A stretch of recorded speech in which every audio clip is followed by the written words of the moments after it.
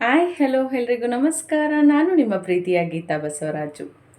ನಾವು ಇಷ್ಟು ದಿನ ವೆರೈಟಿ ಡಿಶಸ್ನ ನೋಡಿದ್ದೀವಿ, ವೆರೈಟಿ ಫುಡ್ ಸ್ಟೈಲ್ಸನ್ನು ಕಲ್ತ್ಕೊಂಡ್ವಿ.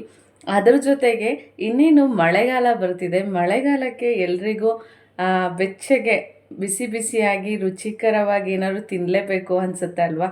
ಸೊ ಅದಕ್ಕೆ ಮನೆಯಲ್ಲಿನೇ ನಾವು ರುಚಿ ರುಚಿಯಾಗಿ ಗರಿ ಗರಿಯಾಗಿ ಬಿಸಿ ಬಿಸಿಯಾಗಿ ನಿಪ್ಪಟ್ಟನ್ನು ಹೇಗೆ ಮಾಡೋದು ಅಂತ ಇವತ್ತಿನ ವಿಡಿಯೋದಲ್ಲಿ ನಾನು ತಿಳಿಸ್ಕೊಡೋದಕ್ಕೆ ರೆಡಿ ಇದ್ದೀನಿ. ನೀವು ಕೂಡ ನೋಡೋದಕ್ಕೆ ಹಾಗೆ ಟ್ರೈ ಮಾಡೋದಕ್ಕೆ ರೆಡಿ ಇದ್ದೀರಾ ಅಂತ ಅಂದ್ಕೊಂಡಿದ್ದೀನಿ. ಬನ್ನಿ, ರುಚಿ ರುಚಿಯಾದ ಗರಿ ಗರಿಯಾದ ವೆರಿ ಈಸಿ ಮೆಥಡಲ್ಲಿ ನಿಪ್ಪಟ್ಟನ್ನು ಮನೆಯಲ್ಲೇ ಹೇಗೆ ತಯಾರಿಸೋದು ಅಂತ ಈ ವಿಡಿಯೋದಲ್ಲಿ ತಿಳ್ಕೊಳ್ಳೋಣ. ಮೊದಲಿಗೆ 1 ಪಾವು ಚಿರೋಟಿ ರವೆ ಅಂದರೆ ಸಣ್ಣ ರವೆಯನ್ನು ಹಾಕ್ಕೊಳ್ಳಿ, ಹಸಿದೆ.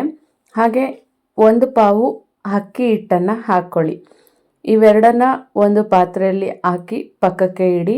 ಆನಂತರ ಇದಕ್ಕೆ ಅದೇ ಪಾವ್ನಲ್ಲಿ ಅರ್ಧ ಪಾವಾಗೋಷ್ಟು ಕಡಲೆಪಪ್ಪು, ಅರ್ಧ ಪಾವು ಕಡಲೆಪಪ್ಪು, 3/4 ಪಾವು ಕಡಲೆ ಬೀಜ. ನಾವು ಸ್ವಲ್ಪ ಕಡಲೆ ಬೀಜ ಇಷ್ಟ ಅಂತ ಎಕ್ಸ್ಟ್ರಾ ಹಾಕ್ಕೊಂಡಿದ್ದೀವಿ. 3/4 ಪಾವು ಸಾಕಾಗುತ್ತೆ. ಅದನ್ನು ಈ ಥರ ತರಿಯಾಗಿ ಕಡಲೆ ಬೀಜವನ್ನು ಈ ಥರ ತರಿಯಾಗಿ ಪೌಡ್ರ್ ಮಾಡ್ಕೊಳ್ಳಿ ಮಿಕ್ಸಿಯಲ್ಲಿ. ಆಮೇಲೆ ಕಡಲೆಪಪ್ಪನ್ನು ಅಷ್ಟೇ ಮಿಕ್ಸಿಯಲ್ಲಿ ತರಿಯಾಗಿ ಪೌಡರ್ ಮಾಡ್ಕೊಳ್ಳಿ. ಇದಕ್ಕೆ ಚಿಲ್ಲಿ ಪೌಡರು ಮನೆಯಲ್ಲೇ ಮಾಡ್ಕೊಳ್ಳಿ, ಅಂದರೆ ಒಣಗಿದ ಮೆಣಸಿನ್ಕಾಯಿ ಪುಡಿಯನ್ನು ರೆಡಿ ಮಾಡಿ ಇಟ್ಕೊಂಡಿರಿ. ಅದು ನಿಮ್ಮ ಖಾರ ಎಷ್ಟು ಬೇಕಾಗುತ್ತೆ ನಿಮಗೆ ಅಷ್ಟು ಖಾರವನ್ನು ಹಾಕ್ಕೊಳ್ಳಿ. ನಾನೊಂದು 2 ಟೇಬಲ್ ಸ್ಪೂನ್ಸ್ ಹಾಕಿದ್ದೀನಿ. ಎಳ್ಳು ಅಷ್ಟೇ ಒಂದು 4 ಟೇಬಲ್ ಸ್ಪೂನ್ ಎಳ್ಳು ಹಾಕ್ಕೊಳ್ಳಿ. ಹಾಗೆ ಒಂದು 4 ಬೇಡ, ಒಂದು 2 to 3 ಟೇಬಲ್ ಸ್ಪೂನ್ ಆಗೋಷ್ಟು ಜೀರಿಗೆ ಹಾಕ್ಕೊಳ್ಳಿ. ಇವೆಲ್ಲವನ್ನು ಹಾಕಿದ ನಂತರ ರುಚಿಗೆ ಉಪ್ಪು ಎಷ್ಟು ಬೇಕಾಗುತ್ತೆ ಅಷ್ಟನ್ನು ಆ್ಯಡ್ ಮಾಡ್ಕೊಳ್ಳಿ. ಮತ್ತು ನೋಡಿ ಬಾಯಿಗೆ ಸ್ವಲ್ಪ ಹಾಕ್ಕೊಂಡು ಆಗ ನಿಮಗೆ ಉಪ್ಪು ಗೊತ್ತಾಗುತ್ತೆ, ಮತ್ತಷ್ಟು ಬೇಕಾಗುತ್ತೆ ಅಂದರೆ ಉಪ್ಪನ್ನು ಆ್ಯಡ್ ಮಾಡ್ಕೊಳ್ಳಿ. ಇನ್ನು ಹಸಿ ಕರಿಬೇವಿನ ಸೊಪ್ಪು ಹಾಕಿದ್ರೆ ಫ್ಲೇವರ್ ತುಂಬ ಚೆನ್ನಾಗಿ ಬರುತ್ತೆ. ಸೊ ಹಸಿ ಕರಿಬೇವಿನ ಸೊಪ್ಪನ್ನು ಸಣ್ಣದಾಗಿ ಹಚ್ಚಿಟ್ಕೊಂಡು ಅದನ್ನು ಸಹ ಇದಕ್ಕೆ ಹಾಕಿ. ಈಗ ಎಲ್ಲವನ್ನು ಹಾಕಿದ್ದೀವಿ. ಈಗ ಎಣ್ಣೆಯನ್ನು ಚೆನ್ನಾಗಿ ತೆರಳಿಸ್ಕೋಬೇಕು.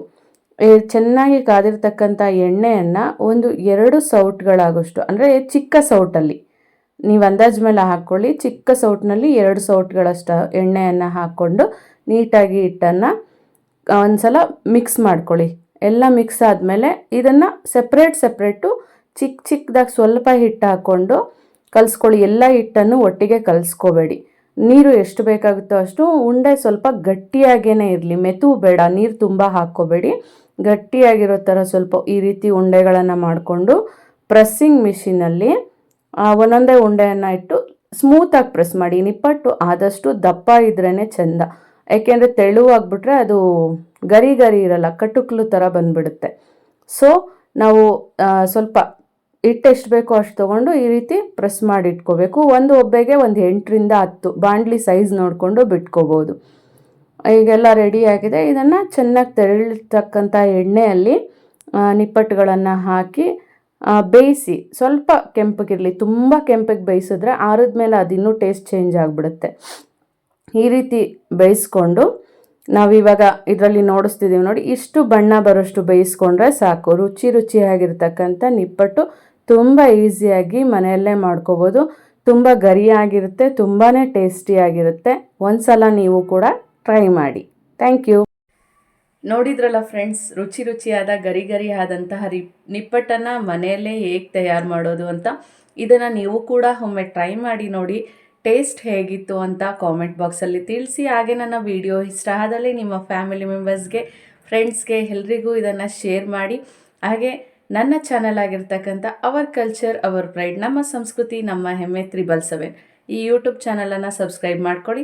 ಹಾಗೆ ಪಕ್ಕದಲ್ಲಿ ಬರ್ತಕ್ಕಂಥ ಬೆಲ್ ಬಟನ್ ಮೇಲೆ ಕ್ಲಿಕ್ ಮಾಡಿದ್ರೆ ನಿಮಗೆ ಎಲ್ಲ ನೋಟಿಫಿಕೇಷನ್ಸ್ ಆಗಿಂದಾಗಲೇ ಸಿಗ್ತಾ ಇರುತ್ತೆ. ಹೀಗೆ ಮತ್ತಷ್ಟು ಹೊಸ ವಿಡಿಯೋಗಳೊಂದಿಗೆ ನಿಮ್ಮನ್ನು ಮತ್ತೆ ಭೇಟಿ ಆಗ್ತೀನಿ. ಧನ್ಯವಾದಗಳು. Thank you. ಬಾಯ್.